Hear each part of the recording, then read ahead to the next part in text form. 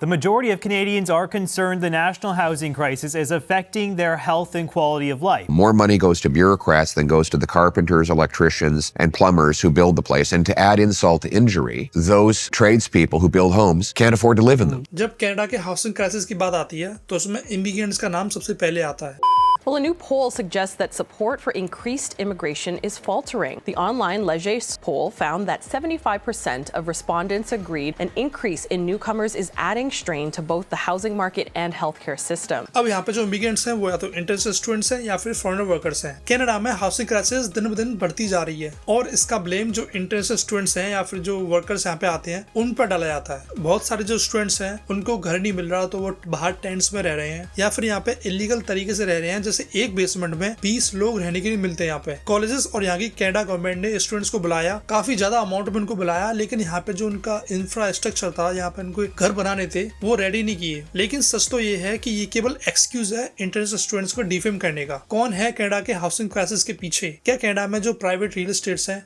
उनका ही किया हुआ है या फिर जो कनाडा की गवर्नमेंट है उन्होंने जानबूझ के ऐसी पॉलिसीज बनाई कि लोग घर अफोर्ड ही नहीं कर पाए? आज की वीडियो में हम समझेंगे कि इसके पीछे का रीजन क्या है और यहाँ पे जो इंटरनेशनल स्टूडेंट्स हैं उनको ब्लेम क्यों किया जाता है हर चीज के पीछे। कनाडा में ऐसे सिटीज भी हैं जहाँ पे जो स्टूडेंट्स तो आते हैं लेकिन वहाँ पे इतने घर ही नहीं है कि वो जो स्टूडेंट्स हैं वहाँ रह सकें, इसलिए जो स्टूडेंट्स हैं वो आसपास के सिटीज में रहते हैं जिससे वो अपने कॉलेज को अटेंड कर पाए। नॉर्थ बे की कैनाडोर कॉलेज की एक न्यूज निकल के आई जिसमें स्टूडेंट्स ने कंप्लेंट की, वहाँ पर उन्होंने प्रोटेस्ट भी किया कि उनके रहने के लिए जगह नहीं है। कई सारे स्टूडेंट्स, शायद 25 to 30 स्टूडेंट्स वहाँ जो टेंट्स थे उनमें रह रहे थे। कैनाडोर कॉलेज के जो स्टूडेंट्स थे जो प्रोटेस्ट कर रहे थे उनकी डिमांड थी या तो कॉलेज उनको एक ऐसा घर दे जो अफोर्डेबल हो या फिर उनकी फीस रिटर्न कर दे, क्योंकि उनको वहाँ पर रहने के लिए जगह नहीं मिल रही थी। ये सिर्फ एक कॉलेज और एक सिटी का एग्जांपल है। कनाडा में कई सारे सिटीज और कॉलेज हैं वहाँ पे ऐसी प्रॉब्लम देखने को मिलती है जहाँ पर जो स्टूडेंट्स हैं वो स्ट्रगल कर रहे हैं अपने हाउसेस के लिए, जॉब्स के लिए। जॉब क्राइसिस तो अलग से देखने को मिलता है। क्या इंटरनेशनल स्टूडेंट्स यहाँ की रियल प्रॉब्लम है? कनाडा गवर्नमेंट ने ब्लेम किया इंटरनेशनल स्टूडेंट्स को जो भी यहाँ पे आ रहे हैं, उसकी वजह से यहाँ पे जो हाउसिंग क्राइसिस देखने को मिला और जहाँ पर रेंट है वो भी कंट्रीज से बढ़ रहा है। यहाँ तक कि जो कैनेडियंस हैं वो भी मानते हैं कि यहाँ पर जो हाउसिंग क्राइसिस हुआ है वो इंटरनेशनल स्टूडेंट्स की वजह से हुआ है। कैनेडियन मिनिस्टर सीन फ्रेशर ने भी बोला कि हमें जो स्टूडेंट्स हैं उनके जो नंबर्स है वो कम करने पड़ेंगे अगर हमको यहाँ पे जो प्रॉब्लम कम करनी है हाउसिंग की। तो impact that the new measures on foreign students will have on housing, what's sort of the measurable, what will Canadians see as the result of it? So from my perspective, it's important for me not to lose focus on the need to continue to build more homes as quickly as we possibly can. Regardless of the impact of the recent measures, the mission for me remains the same: to advance measures that are going to make it easier to build homes. However, we do see that there's certain pockets of the country that have seen significant increase in population growth as a result of institutions taking on more students than they could handle. अगर हम आगे poles देखते हैं तो जो 55% Canadians हैं वो चाहते हैं कि जो नंबर ऑफ स्टूडेंट्स हैं या फिर जो इंटरनेशनल स्टूडेंट्स यहाँ पे आ रहे हैं उनको कम किया जाए, और 66% जो कैनेडियंस हैं वो मानते हैं कि यहाँ पे जो हाउसिंग क्राइसिस हुआ है वो इमिग्रेशन की वजह से हुआ है। लेकिन कैनेडियंस को उसका रियल रीजन नहीं पता कि यहाँ पे जो हाउसिंग क्राइसिस है वो हुआ किसकी वजह से। लेकिन सच ये है कि सिर्फ स्टूडेंट्स ही नहीं, जब भी सिटी में कोई नए लोग आते हैं, नए इमिग्रेंट आते हैं, उसकी वजह से वहाँ पर रेंट बढ़ता है। चाहे वो लोकल स्टूडेंट्स हो, चाहे प्रोफेसर्स हो या कोई भी वर्कर हो, जब भी एक अमाउंट में लोग एक सिटी में रहना स्टार्ट करते हैं तो वहाँ पे ऑब्वियसली रेंट बढ़ना स्टार्ट हो जाता है। यहाँ के जो कॉलेजेस और यूनिवर्सिटीज हैं वो इंटरनेशनल स्टूडेंट से 3 to 5 टाइम्स एक्स्ट्रा फीस लेते हैं। फॉर एग्जाम्पल, जब मैं कनाडा आया था तो मैंने $20,000 अपनी फीस पे की थी, जो कि ऑलमोस्ट 3 टाइम एक्स्ट्रा थी जो भी यहाँ पर कैनेडियन स्टूडेंट थे। सिर्फ 2023 में 900,000 इंटरनेशनल स्टूडेंट्स कनाडा आए, जबकि 2011 में केवल 240,000 स्टूडेंट्स आए थे। कॉलेजेस और यूनिवर्सिटीज को इन स्टूडेंट से पैसा मिलता है, और जब भी यहाँ पे पैसा आता है एक फॉरेन कंट्री से तो वो आपकी इकोनॉमी में हेल्प करती है। आप लोगों को एम्प्लॉयमेंट देते हो, वो जब एम्प्लॉयमेंट होता है तो वो लोग अपना पैसा खर्च करते हैं बाहर मार्केट में, तो ऑब्वियसली यहाँ पे एक साइकिल बन जाती है जिससे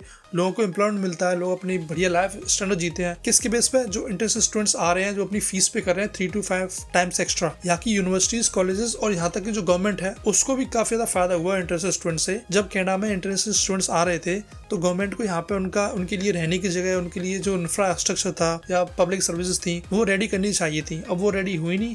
उससे क्या हुआ कि यहाँ पे जो इतना ज्यादा रश हो गया, इतना ज्यादा मास इमिग्रेशन हुआ है, इतने ज्यादा स्टूडेंट्स आए हैं, लेकिन जो गवर्नमेंट थी उनके लिए प्रिपेयर ही नहीं थी। फॉर एग्जाम्पल जो यूनिवर्सिटी ऑफ टोरंटो है, वो अगर वहाँ पे कोई इंटरनेशनल स्टूडेंट्स आता है तो उसकी फीस ऑलमोस्ट $50,000 to $60,000 है। अगर कोई लोकल स्टूडेंट्स या फिर कैनेडियन स्टूडेंट्स आता है यूनिवर्सिटी ऑफ टोरंटो में एडमिशन लेना, $10,000 to $15,000 पे करना होगा केवल फीस के लिए। तो देखिए कितना बड़ा डिफरेंस है। और हाउस बिल्ड करने की तो बात अलग है, आपने उनके लिए कोई भी ऐसा सिस्टम रेडी नहीं किया। अब यहाँ पे हाउसिंग प्रॉब्लम तो हुई कनाडा में, लेकिन कनाडा ने फिर भी जो इंटरनेशनल स्टूडेंट थे वो भी खूब अमाउंट में बुलाए। अब यहाँ पे स्टूडेंट्स आए तो उनके रहने के लिए जगह नहीं थी, उन्हें हाई पेइंग जो रेंट्स थे वो देने पड़ रहे थे। उसके साथ साथ उनको बहुत ज्यादा प्रॉब्लम फेस करनी पड़ रही थी। जॉब की रेसिज्म चल रहा था, काफी लोग उनको हेट कर रहे थे। कुछ केसेस में ऐसी न्यूज सुनने को मिली कि जो लैंडलॉर्ड्स हैं वो यहाँ पे जो स्टूडेंट्स हैं उनका हैरेसमेंट करते हैं। जो यहाँ लड़कियां होती हैं या फिर लड़के होते हैं उनका हैरेसमेंट देखने को मिलता है। ओवर क्राउडेड हाउसेस में जो फायर्स है या फिर जो सुसाइड केसेस देखने को मिलते हैं, जो कि लास्ट ईयर काफी ज्यादा केस निकल के आया कि कितने ज्यादा इंटरनेशनल स्टूडेंट्स थे उन्होंने सुसाइड की क्योंकि उनको यहाँ पे रहने की जगह नहीं मिल रही थी, यहाँ पे उनको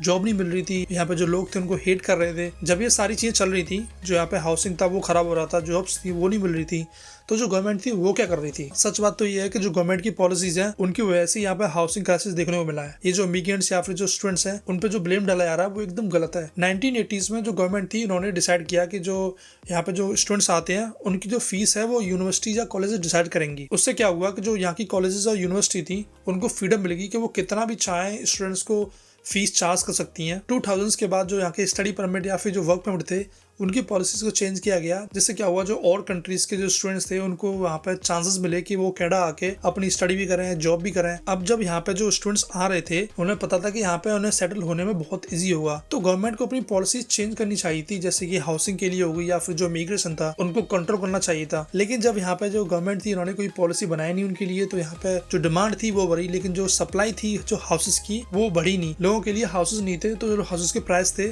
वो ऑटोमेटिकली बढ़ना स्टार्ट हो गए। जो कोविड-19 का टाइम था, जो बैंक ऑफ कनाडा थी उन्होंने अपने जो इंटरेस्ट थे ऑलमोस्ट 0 कर दिए थे। तो उस टाइम पे क्या हुआ, लोगों ने घर खरीदना स्टार्ट किया, लोगों ने गाड़ी खरीदनी स्टार्ट की। उससे क्या हुआ, मार्केट में इन्फ्लेशन इतना बढ़ गया, जो घर के प्राइसेस थे वो डबल हो गए। जैसे मान के चलिए अगर कोई घर है वो $400,000 का है, कोविड के बाद जब इतना इन्फ्लेशन बढ़ा तो वही घर $800,000 का हो गया। अब जो प्रॉब्लम हो चुकी है उसका ब्लेम किया जाता है इंटरनेशनल स्टूडेंट्स को, लेकिन गलती इसमें कनेडियन गवर्नमेंट की है कि उन्होंने ऐसी पॉलिसीज नहीं बनाई जिससे यहाँ पे जो हाउसेस थे वो प्रॉपर्ली सप्लाई होते हैं लोगों को। यहाँ के जो लैंडलॉर्ड्स या डेवलपर्स हैं वो भी हाउस रेंट या फिर हाउसेस के प्राइस को कंट्रोल करते हैं। उससे भी हमें जो हाउसिंग प्राइसेस जो ज्यादा बढ़ रहे हैं वो भी देखने को मिलते हैं। कनाडा के जो रूल्स हैं इतने टफ हैं कि यहाँ पे जो अपार्टमेंट्स या फिर बिल्डिंग्स जो बनाई जा रही हैं उनको एक प्रोसीजर फॉलो करना पड़ता है पूरा प्रॉपर्ली। उसमें जो ऑडिट होती है या फिर जो इंस्पेक्शन होता है उसमें सालों लग जाते हैं। उसकी वजह से जो यहाँ पे घर बनाने में सालों लगते हैं। जो एक अपार्टमेंट होता है उसको 3-3 साल में पूरा किया जाता है। ब्लेम करने से कोई फायदा है नहीं। अगर आपको सोल्यूशन देखने हैं तो जो कॉलेज या यूनिवर्सिटीज हैं